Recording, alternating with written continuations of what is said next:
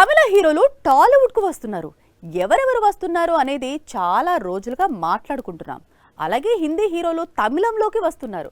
ఇది ఎప్పటి నుంచో ఉన్న ట్రెండ్ అయినా బాలీవుడ్ హీరోలకు కోలీవుడ్ డైరెక్టర్స్ అంటే లవ్ ఎక్కువైపోయింది.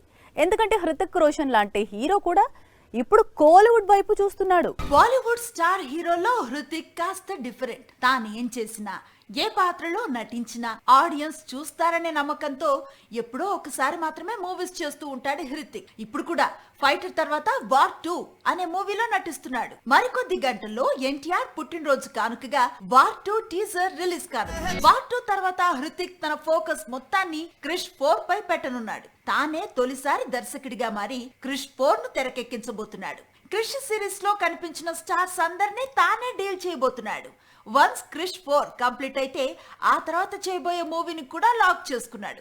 అందుకు ఒక తమిళ దర్శకుడికి బాధ్యతలను అప్పగించాడు. కాలీవుడ్ డైరెక్టర్స్ లో అట్లీకి ఇప్పుడు ఫుల్ క్రేజ్ ఉంది.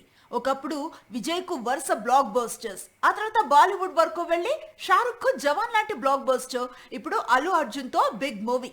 అందుకే అట్లీ డైరెక్షన్ లోనే హృతిక్ తన నెక్స్ట్ ఫిల్మ్ చేయబోతున్నాడట. ఇటు బన్నీతో అట్లీ, అటు క్రిష్ 4 కంప్లీట్ చేసిన హృతిక్ ఇద్దరు ఆ తర్వాత బిగ్ ప్రాజెక్ట్ ను చేయబోతున్నారట.